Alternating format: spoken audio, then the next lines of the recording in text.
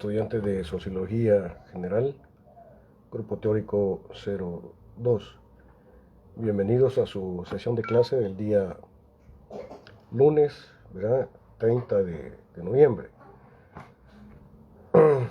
Quiero informarles que el día lunes 7 de diciembre, voy a darles a conocer las preguntas de su examen final. El día lunes 7 de diciembre. Yo voy a compartir con ustedes las preguntas, las 5 preguntas del examen final. El día miércoles 9, ¿verdad? El día miércoles 9, a más tarde, 8 de la noche, punto, ¿verdad? Cada uno de ustedes van a estar enviando sus archivos conteniendo las respuestas a cada una de las preguntas del examen final. El día miércoles 9 de diciembre. Y ese mismo día lunes, miércoles 9 de diciembre, van a entregar también cada uno de ustedes el archivo conteniendo la reflexión del trabajo de investigación, el cual, como ya se los compartí, se va a realizar a partir de la pregunta o el tema que ustedes habrán seleccionado del temario de 18 preguntas que yo he compartido con ustedes. Esto significa que el día miércoles 9 de diciembre, cada uno de ustedes va a entregarme 2 archivos. Uno, el archivo conteniendo las respuestas al examen, y el segundo, conteniendo su reflexión de trabajo de investigación final.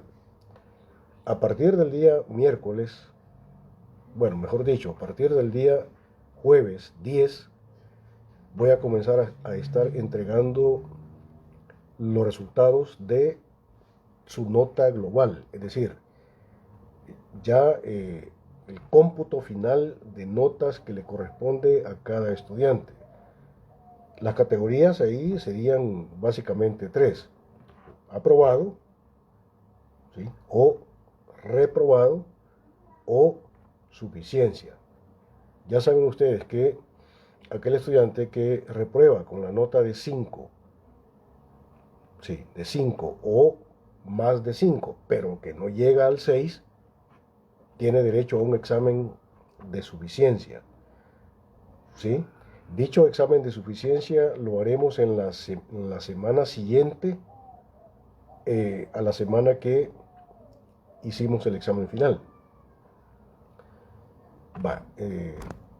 Prácticamente nos estarían quedando como unas 2 o 3 sesiones de clase estrictamente tal.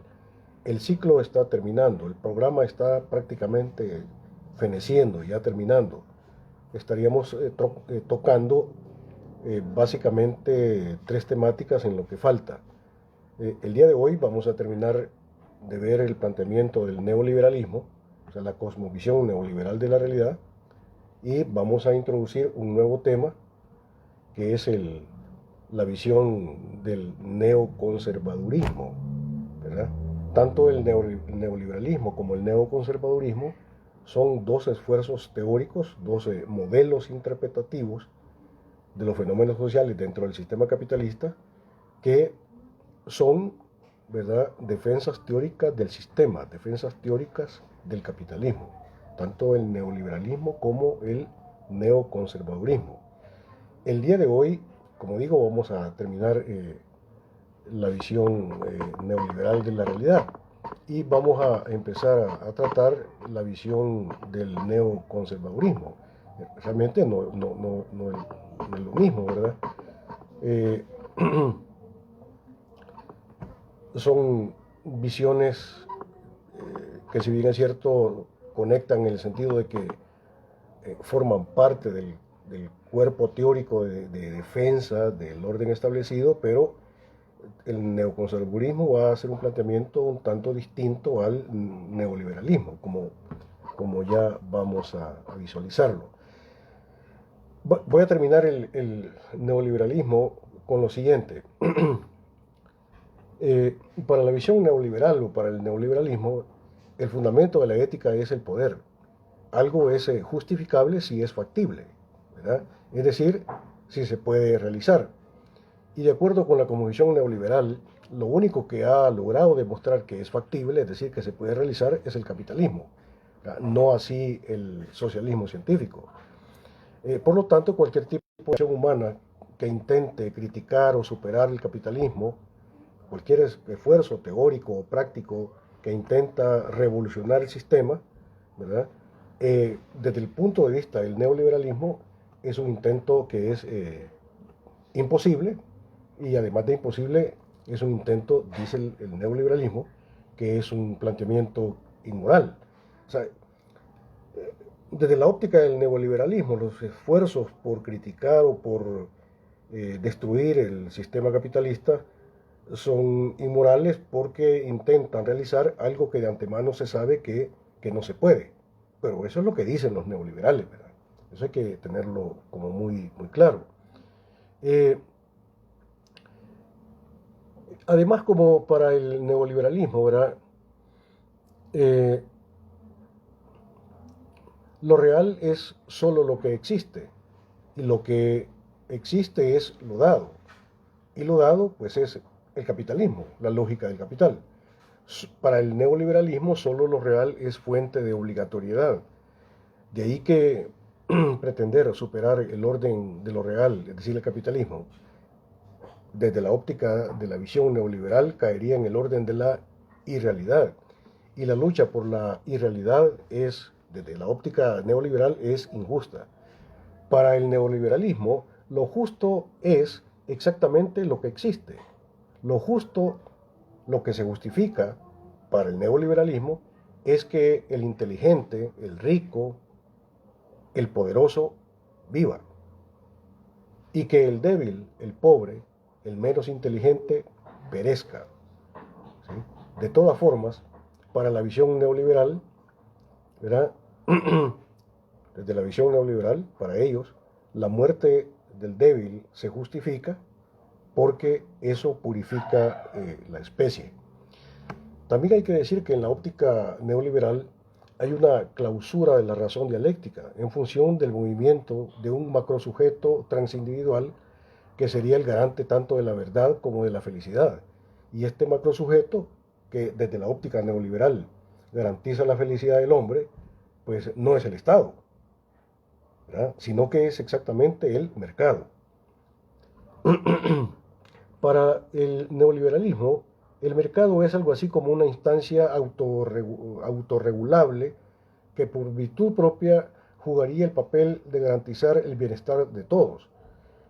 Entonces, para este modelo de capitalismo, el verdadero sujeto de la vida sociohistórica está más allá de la subjetividad. El sujeto ególatra, ¿verdad? El sujeto ególatra es el mercado, y el objeto es el hombre concreto inmerso en la lógica del mercado. Para la visión neoliberal hay una especie de deshumanización necesaria al clausurar a la razón concreta la posibilidad de planificar la existencia humana.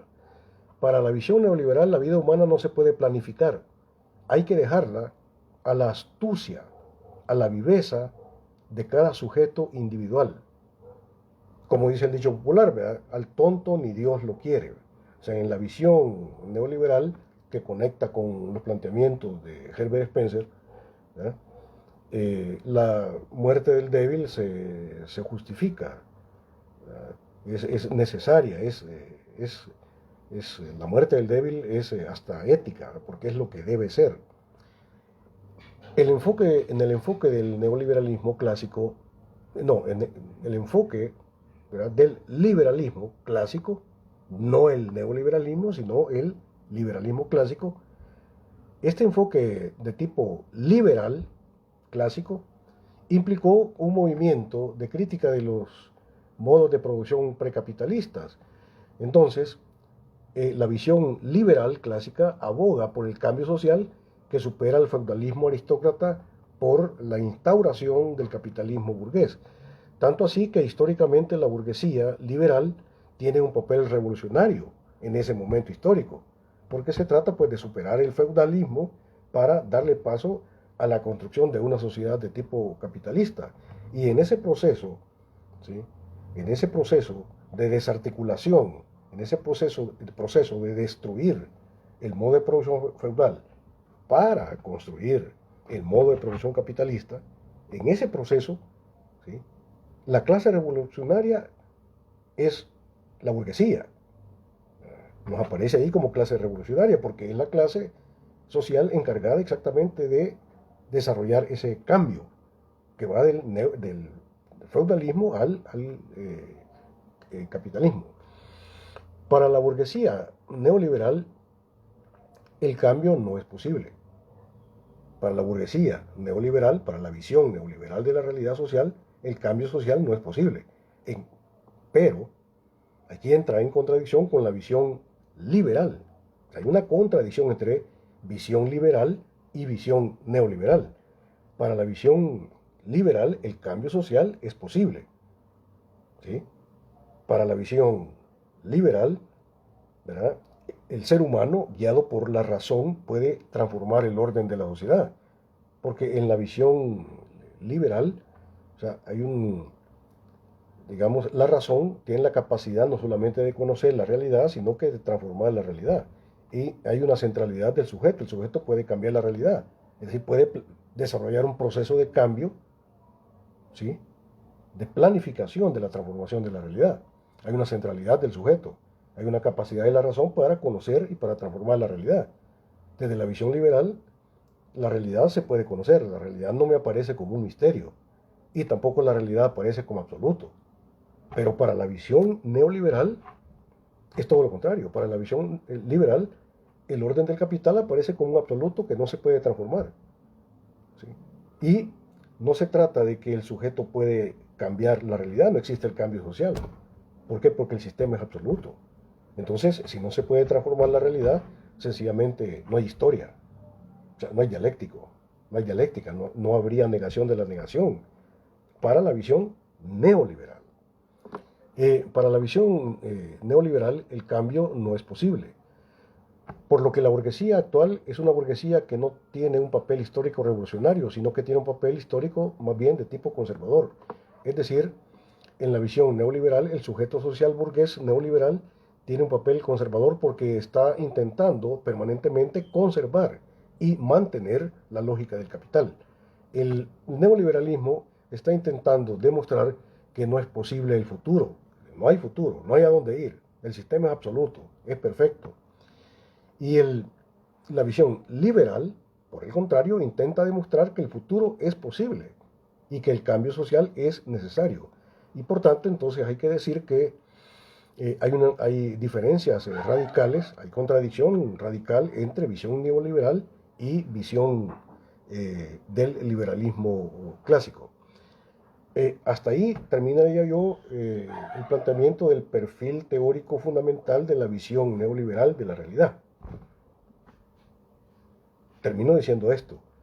La visión neoliberal de la realidad es una visión, es una cosmovisión de la realidad globalmente considerada en sus aspectos económicos, políticos, sociales, culturales, ideológicos e incluso religiosos de tipo conservador. Es una defensa teórica del sistema. Y en la visión neoliberal, pues se considera que el capitalismo está en crisis, ¿verdad? Que hay una crisis del capitalismo, pero que la causa fundamental de la crisis del capitalismo se la encuentra exactamente en dos elementos. Primero, en eh, la ineficiencia de la funcionalidad del sistema y la abusiva intervención del Estado, o sea, en el orden económico. Y entonces justamente por eso, por la abusiva intervención del Estado en la economía, ¿verdad? Porque se considera desde la visión neoliberal que el Estado es ineficiente y que el Estado es corrupto, entonces por eso es que el capitalismo está en crisis, ¿sí? Y que lo único que puede salvar a dicho capitalismo en crisis, o sea, la receta de salvación, es la aplicación de las teorías neoliberales en el ordenamiento social. Ahora, vamos a examinar un poco los elementos fundamentales de lo que es el paradigma o el modelo interpretativo del neoconservadurismo o la visión neoconservadora de la realidad. Quiero empezar diciendo lo siguiente, que tanto el neoliberalismo como el neoconservadurismo parten del reconocimiento de la crisis del capitalismo actual como modelo civilizatorio. No obstante, en donde se diferencian es en el tratamiento de las causas que ellos advierten como sustento de esa situación de crisis crónica. Por el lado de la visión neoliberal, se considera que la causa de la crisis del capitalismo se la encuentra en lo que ellos llaman la abusiva e ineficiente intervención del Estado en la gestión económica, en el entorpecimiento de la dinámica del mercado por la intervención de la instancia política, es decir, del Estado. ¿Sí? Ahora bien, los neoconservadores o la visión neoconservadora también admiten que el capitalismo está en crisis, pero para ellos la causa de la crisis de la lógica del capital está en los bajos niveles de la legitimidad del capitalismo como sistema civilizatorio. En la óptica del neoconservadora, el capitalismo actual ha olvidado los principios y los fundamentos éticos que le dieron origen a la civilización capitalista, principios y bases éticas que estarían en los orígenes de la lógica del capital. Para los neoconservadores, entonces, la crisis del capitalismo como sistema no se la encuentra tanto en la lógica de la funcionalidad, de lo económico, sino en el olvido de los motivos éticos y morales que habrían de justificar el sistema capitalista como tal. Esta corriente de pensamiento, es decir, el neoconservadurismo, achaca al capitalismo neoliberal el olvido de la cosmovisión de los economistas clásicos, los cuales expresamente consideraban, sinceramente, pero en forma ingenua, que el capitalismo era el mejor sistema civilizatorio para garantizar la felicidad de las personas. Asimismo, los economistas clásicos consideran que este capitalismo salvaje, ¿verdad? Realmente no, o sea, no son los economistas clásicos, sino que en la visión de los neoconservadores consideran que este capitalismo salvaje ha dejado de lado los principios éticos religiosos del puritanismo que están a la base de la constitución de la sociedad capitalista más desarrollada, es decir, de los Estados Unidos. Hay que recordar que la sociedad norteamericana comienza a constituirse ya por el siglo XVII. Cuando habla el neoconservadurismo de la baja legitimidad que tiene el sistema burgués, se refiere a que el capitalismo no ha logrado ser atractivo en términos éticos. Y ahí está exactamente su problema. La visión neoconservadora critica el capitalismo no tanto por razones de su lógica económica, sino señalando los bajos niveles de legitimidad ética en razón del olvido del basamiento axiológico, es decir, en el olvido del sistema capitalista de los valores, ¿sí? Del puritanismo, es decir, de la visión cristiana puritana. Un poco más adelante voy a explicar esta cuestión, a qué se refiere. Los neoconservadores se preguntan cómo ha venido a ser que haya una mala carga peyorativa al concepto de ser rico. Los neoconservadores señalan que en este momento, en el capitalismo salvaje actual, llamarle a alguien rico, ¿verdad?, es casi de manera mecánica un elemento de crítica descalificadora, ¿verdad? Es casi una ofensa decirle a alguien que rico, ¿verdad?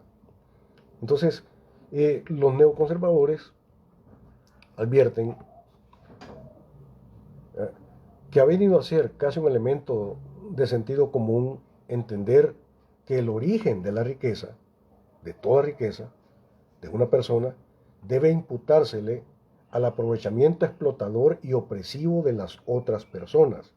De tal manera que ellos dicen, es decir, los neoconservadores dicen, que en la cosmovisión, en la cosmovisión capitalista del capitalismo moderno, hay una especie de crítica solapada no tanto a la riqueza como tal, sino al modo como ésta ha logrado adquirirse. Es casi un insulto solapado que a alguien se le diga, ¿verdad?, que es millonario, porque se considera que el fundamento de la riqueza es la explotación y el aprovechamiento de los otros. Modernamente se ha convertido en una especie de sentido común la idea de que ser rico, ser millonario, es necesariamente ser tramposo, aprovechado de las demás personas, lo cual implicaría la idea de que no hay la posibilidad de acumular riqueza sobre bases legítimas, fundamentándose en valores éticos. Los neoconservadores consideran que el fundamento de este bajo perfil moral de la riqueza y los modos varios de adquirirla en el capitalismo obedece al olvido del ser humano como origen y motivación última de la civilización capitalista, tal como los pensadores de la economía clásica lo plantearon. Los neoconservadores van a criticar el capitalismo moderno porque han olvidado que el centro de toda la organización socioeconómica capitalista, ¿verdad?, debe ser el ser humano, y que el propósito fundamental de la organización productiva no es tanto el disfrute hedónico de los bienes, ¿verdad? Cuando el capitalismo surge, allá por el siglo XVI, siglo XVII, las sociedades más ricas de Europa eran cristianos protestantes. Las sociedades más ricas en el ambiente europeo pues eran países que eran, ¿verdad?, curiosamente, eran cristianos evangélicos, por eso digo protestantes. Eh, Evangélicos en una visión de tipo calvinista y de una visión de tipo luterana. Max Weber, fundador de la sociología que ya hemos estudiado con ustedes, Max Weber, pues, uno de los fundadores de la sociología clásica, ha realizado un estudio sobre la ética protestante y el desarrollo del capitalismo. Justamente tiene un libro con ese título, ¿verdad?, Ética protestante y desarrollo del capitalismo. En dicho estudio, Max Weber hace notar que en la óptica protestante, luterana y calvinista había una serie de consideraciones ético-morales ligadas a la práctica del trabajo que catapultaron los procesos de acumulación de capital en los países europeos, ¿sí?, de inspiración cristiano-evangélica. En la óptica protestante, calvinista y luterana, se consideraba que el trabajo y la riqueza son, ojo, son un medio para la santificación. O sea, no son una especie de absoluto. Y para ellos el objetivo fundamental, ¿verdad?, de todo sujeto cristiano, evangélico, protestante, para ellos el propósito fundamental era el logro de su salvación. Pero resulta que la salvación en la óptica protestante, calvinista, luterana, no tiene nada que ver con el mérito ligado a las obras del creyente, sino que para ellos la salvación viene por mera gracia divina. De manera que no hay modo de saber si el cristiano está predestinado en la mente de Dios para salvación eterna o para condenación eterna. La óptica católica plantea que la salvación viene por gracia, pero también viene por, digamos, las obras meritorias del creyente. La óptica calvinista luterana encuentra que si bien es cierto, no hay manera de tener certeza absoluta en términos del logro de la salvación eterna, sí hay ciertos indicios indirectos que podrían presumirse como signos direccionados en uno u otro sentido. Sí. En la visión cristiana, evangélica, calvinista, luterana, ¿sí?, hay predestinación. Y no hay manera cierta de saber si estás predestinado para salvación o estás predestinado para condenación. Pero entonces ellos dicen que, si bien es cierto, no se puede tener un conocimiento absoluto de cuál es tu destino, sí, dicen ellos, hay algunos indicios indirectos que podrían, digamos, más o menos mostrarte cuál es tu destino. De esta manera se consideraba que la riqueza, la posesión de bienes, la riqueza, era un signo de bendición divina. Y en tanto que la pobreza, ¿sí? En tanto que la pobreza era señal de maldición, ¿sí? Que señala que los elegidos, ¿verdad? Los elegidos, dentro del orden de las bendiciones divinas, pues si tienen bienes y son ricos, ¿verdad? Y tienen poder, el Señor sería para ellos una visión inequívoca de que ellos están inscritos en el libro de la vida para salvación. Ahora, cualquier forma de pobreza, o sea, la pobreza globalmente considerada, en la visión calvinista, cristiana, luterana, protestante, la pobreza, cualquier forma de pobreza, sería una especie de maldición, sería como un signo que te está indicando que no estás inscrito en el libro de la vida, sino que vas para condenación. ¿Sí? O sea, ser pobre es una maldición y ser rico pues es una bendición. Esa es la visión luterana, calvinista, del cristianismo evangélico, de los países ricos de Europa. Eso es lo que encontró Max Weber, no Karl Marx, sino Max Weber, en el estudio que él hizo, que hay una correlación entre el modo de ser del evangélico cristiano y el desarrollo del capitalismo.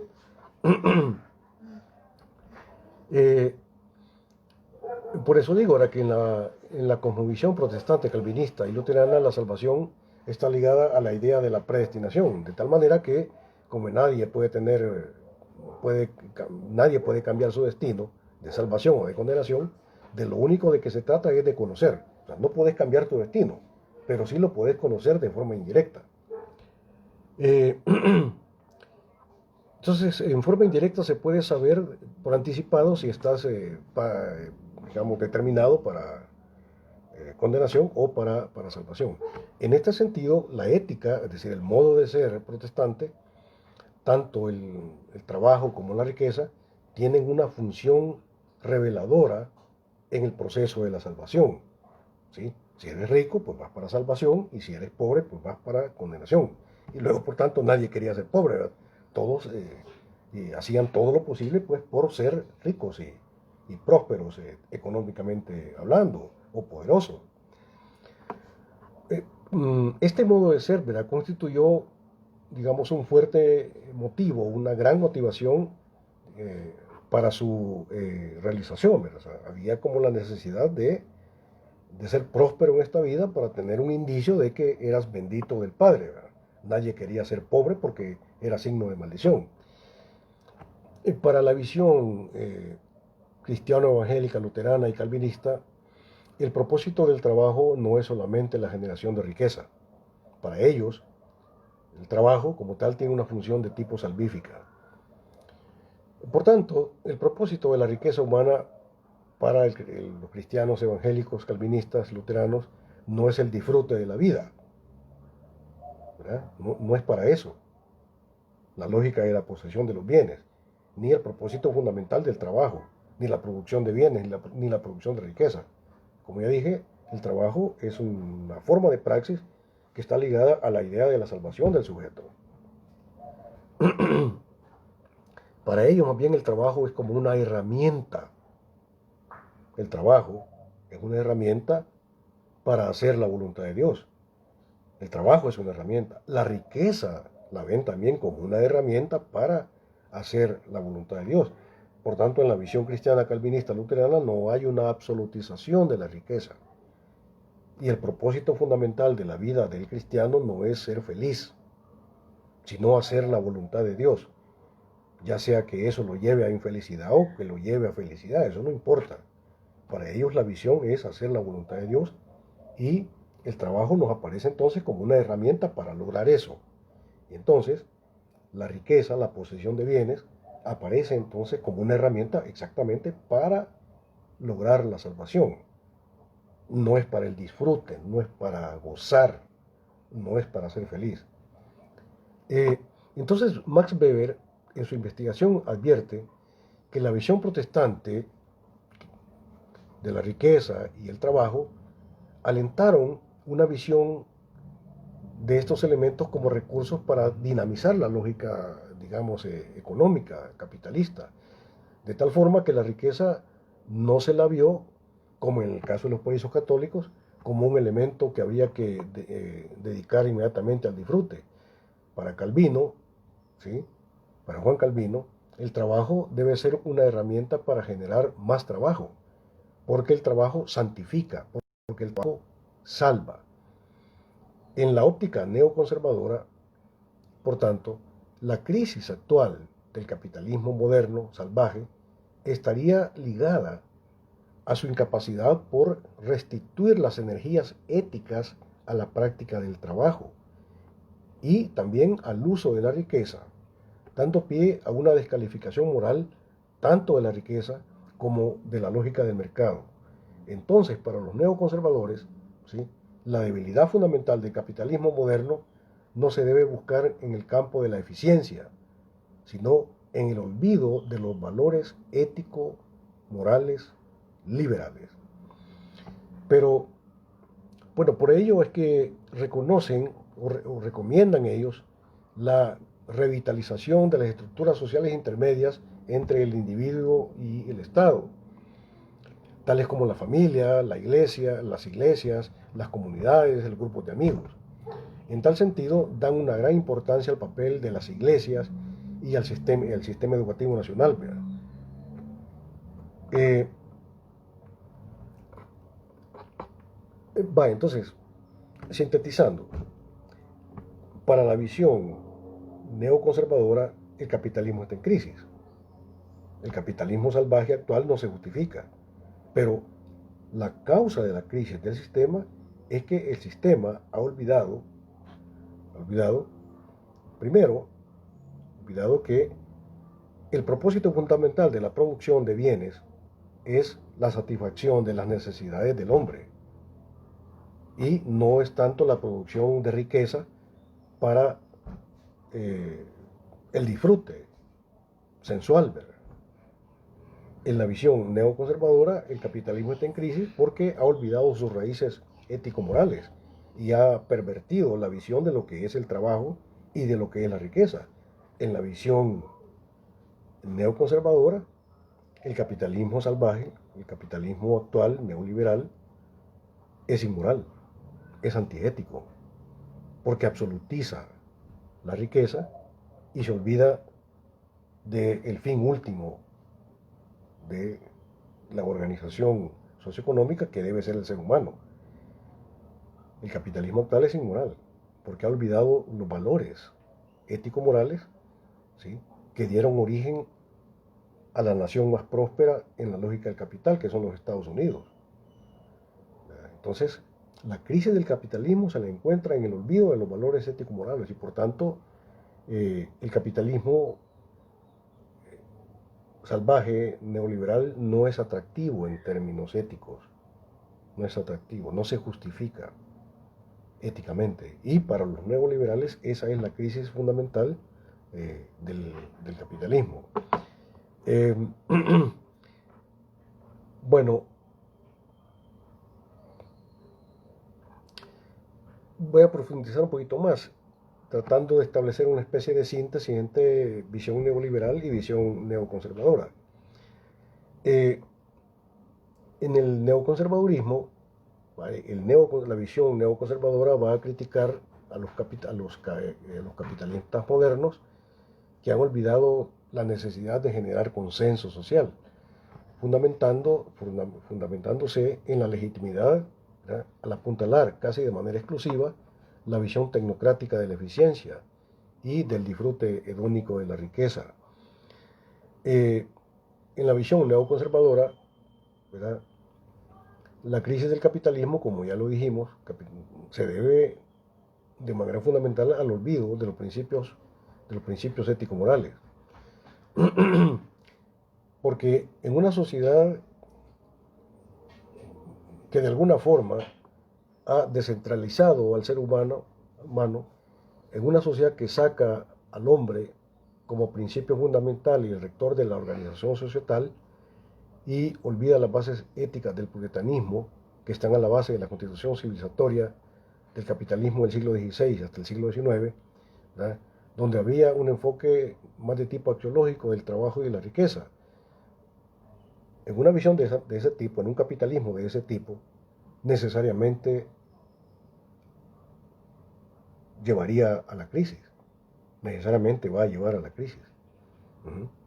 Entonces, en la visión de los nuevos conservadores, lo que hay que hacer es una especie de vuelta atrás en la recuperación de los supuestos valores éticos y morales de la lógica del capital, ¿verdad? Los neoconservadores hacen un llamado a que el capitalismo moderno intente fundamentar esa lógica en mayores niveles de aceptación y de consenso social. El enfoque neoliberal, ¿sí?, olvida la necesidad de generar consenso y se conforma con fundamentar la existencia social de los sujetos en una dinámica de legalidad. Esto es, de la regularidad interna del capital, digamos, legalizado por el Estado burgués. El Estado, ¿sí? El Estado, sí, pero el Estado neoliberal nos aparece como el garante del libre juego de las leyes del mercado y además garante de los mecanismos formales de la democracia burguesa. No es importante que la democracia sea real en la visión neoliberal, sino que lo importante es que cumpla las formalidades que se espera dentro de la lógica del sistema burgués. Aquí hay una identificación mecánica entre realidad y formalidad.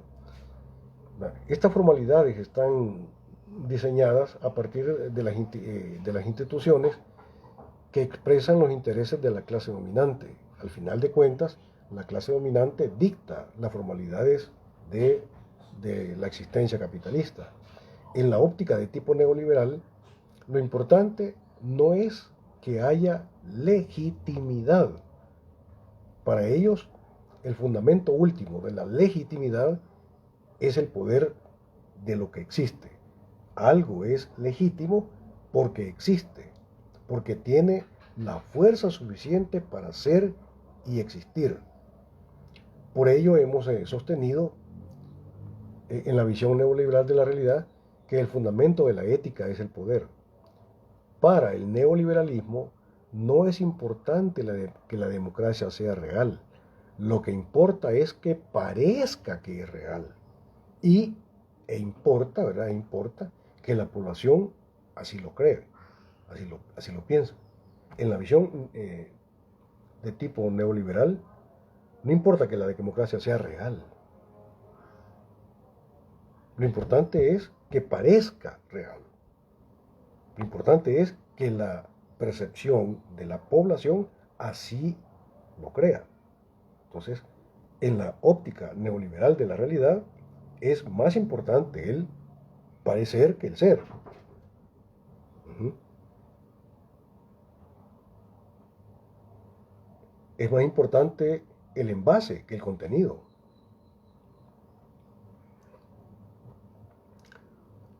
Para los neoconservadores, no se trata de cambiar en forma radical el capitalismo como sistema global, o sea, porque no es una visión revolucionaria, sino de fundamentar sus bases de producción ampliada, es decir, de reformarlo, de perfeccionarlo, de humanizarlo. Se trata de que siga siendo el mismo, pero no lo mismo, de que siga siendo la misma mica, pero solo que revolcada, en la visión, ¿sí?, neoconservadora. ¿Verdad? Es posible humanizar el capitalismo, es posible salvar el capitalismo si se presenta con rostro humano, dentro de las formalidades de la lógica del capital. O sea, Por eso dije yo que la visión neoconservadora también es una visión de defensa teórica del sistema. La visión neoconservadora no es una visión revolucionaria, es más bien una visión de tipo reformista. Tanto el liberalismo como el neoconservadorismo intentan una defensa del capital o del capitalismo frente a lo que para ellos representa la amenaza del horizonte socialista, que está en el futuro como modelo civilizatorio. Tanto para los neoliberales como para los neoconservadores, el enemigo a vencer no es el capitalismo, el enemigo a vencer es el comunismo científico, el socialismo. Desde la óptica neoconservadora, es importante rehabilitar la función cohesionadora de las instituciones intermedias de la sociedad, tales como la familia y la religión. Buscan fortalecer aquellas estructuras sociales que están mediando entre el sujeto concreto y el Estado. Para los neoconservadores, dichas estructuras intermedias tienen un potencial legitimador, en tanto que son portadoras de sentido, capaces de crear consenso a partir de la reproducción de un elenco de valores tradicionales que formarían parte, que fortalecen la eficiencia del sistema. En la visión, digamos, neoconservadora, es importante las estructuras intermedias como la familia, como la iglesia, porque ayudarían a vitalizar y a recuperar ciertos valores olvidados por el capitalismo salvaje. Pero, ¿de qué valores estamos hablando? Que ellos suponen que se pueden recuperar dentro del sistema capitalista. Por ejemplo, los valores de la honradez, ¿sí? La honradez y la integridad entendida como respeto irrestricto a la legalidad y del orden establecido, la disciplina, la obediencia, la diligencia en el trabajo guiado por la lógica de la eficiencia, ¿sí? Más que de la eficacia. En la visión neoconservadora es importante, digamos, recuperar esa visión del trabajo, porque para ellos, pobre es aquel que es holgazán, ¿verdad? Pobre es aquel que no es organizado, que no es sistemático, que es una especie vago, ¿verdad? Entonces hay una culpabilización del estado de pobreza del sujeto, no del Estado o no del ordenamiento social, sino del sujeto mismo. Es el sujeto el culpable de su situación de pobreza, o sea, no es el ordenamiento social. Esa es la visión neoconservadora. Para el neoliberalismo, lo que genera la crisis en el sistema es la precariedad del mercado, pero se trata de una precariedad inducida desde fuera de las estructuras mismas del mercado, es decir, es el Estado el que tiene la culpa, por la demasiada intromisión, digamos, las estructuras del poder o de los juegos de poder del Estado en la gestión económica. Ya dijimos que para los neoliberales, ¿sí?, el Estado debe dejar solo al sujeto frente al sistema, en una situación de sálvese quien pueda. Para los neoliberales, el Estado no debe cumplir ahí ninguna función de reactivador de la demanda social y de satisfactor de la demanda social. El Estado no está para eso, el Estado está únicamente para velar por las formalidades del cumplimiento de las leyes de la oferta y la demanda, punto. Y sálvese quien pueda. Esa es la visión de tipo neoliberal. Yo creo que lo dejaríamos hasta ahí, ¿verdad?, para examinar en la próxima sesión cuál sería la crítica marxista de la visión neoconservadora de la realidad. Porque la visión neoconservadora de la realidad considera que el capitalismo está en crisis por el olvido de ciertos valores ético-morales que ellos consideren que son inherentes a la lógica del capital. Entonces, en la próxima sesión, el miércoles, vamos a ver cuál sería la crítica marxista de esas visiones conservadoras, de esos enfoques, digamos, ingenuos de lo que es el ordenamiento social que nos ofrece tanto el neoliberalismo como el neoconservadurismo. Entonces, le entraríamos ahí por el lado de la crítica marxista de la religión, la cual es importante conocer porque curiosamente todo el mundo cree que Marx hizo una crítica general de la religión, como un tipo de praxis, digamos, general. Y realmente no es así el asunto. O sea, la crítica de Marx se enfila exactamente a un tipo muy específico de praxis religiosa, pero no a todo tipo de praxis religiosa. Pero eso lo vamos a ver en la sesión del miércoles próximo, primero Dios. Terminamos la clase, muchachos. Les deseo buenas tardes, una muy feliz tarde, ¿verdad? Nos vemos el día miércoles.